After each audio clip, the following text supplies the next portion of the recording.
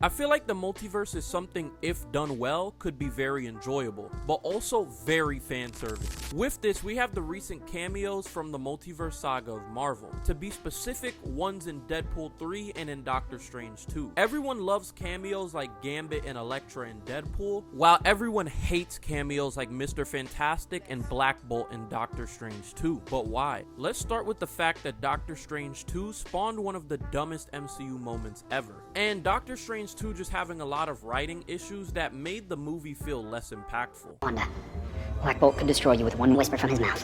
What mouth?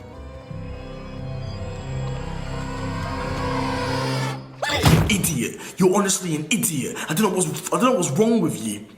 But your ego is pissing me off. I feel like there was a large lack of care for the fans. We had been waiting years to finally see who the MCU Fantastic Four was gonna be, and in that time we had been fan casting ourselves, one of the picks being John Krasinski as Mr. Fantastic. So unfortunately, instead of John Krasinski turning out to be the MCU's Mr. Fantastic, instead we got something way worse. He turned out to be an alternate version of Mr. Fantastic and really only showed up for a few seconds in the movie, with him revealing the dumb line I showed earlier and him inevitably dying to Wanda in the same fashion.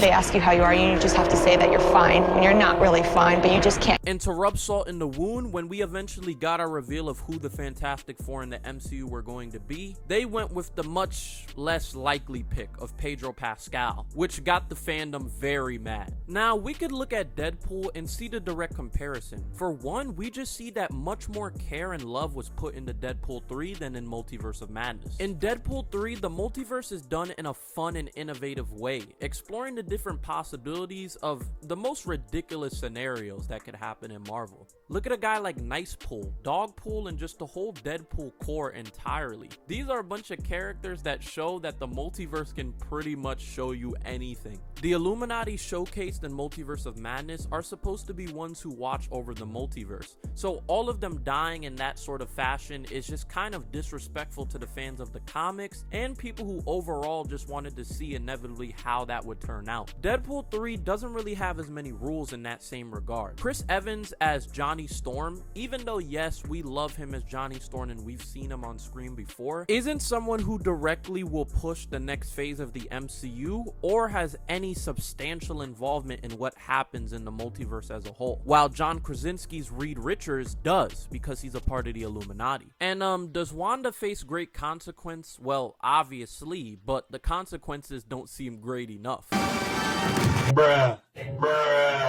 Another thing about the multiverse cameos in Deadpool 3 that just completely make it a more fun experience is just the unexpectedness of what we actually saw. I mean, who thought Wesley Snipes' Blade would even appear in an MCU movie? Or hell, even Channing Tatum Gambit. Nah, scratch that.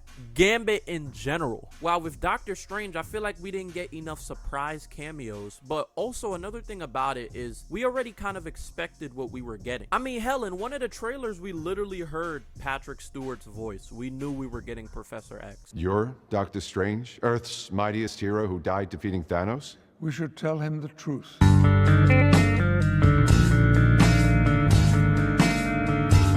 I'd say John Krasinski's the surprise that had everybody jumping in the theater at Doctor Strange 2, but that's exactly what makes my point even stronger, because why would you make your biggest surprise look like the weakest one, killing him off just moments after? Another piece I think I'm kind of missing is the references made in Deadpool 3. When we get introduced to the multiverse characters like Wesley Snipes' Blade, Elektra, and more, we get a lot of references to their world that also correspond with our world, making it way more relatable.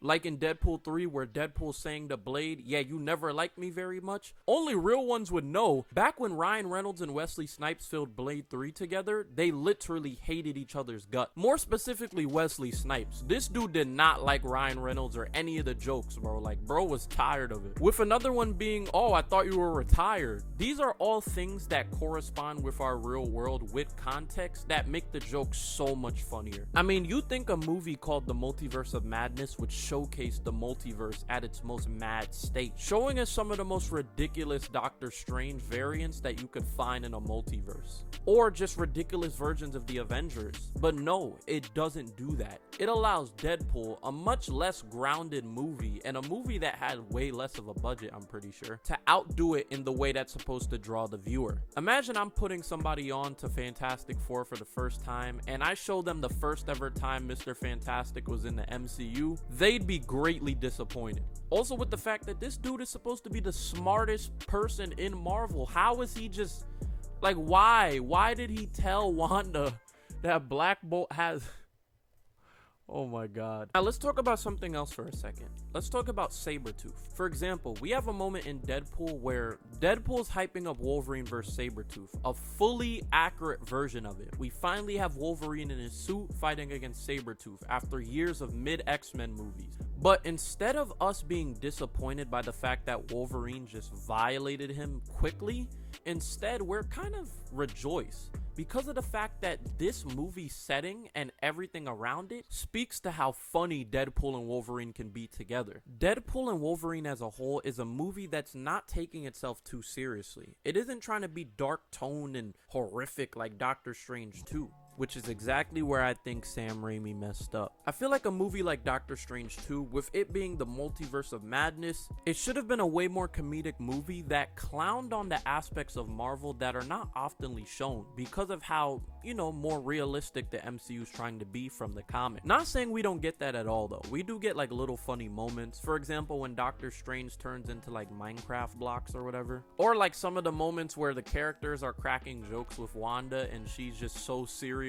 and locked in, bro, like she can't even understand what the joke is. I like to clarify this. I'm not saying that Doctor Strange 2 is a bad movie by any means, but I just think it was just kind of a disappointment in comparison to what we could have got and what we did get in movies like Deadpool 3 and No Way Home. But you never know.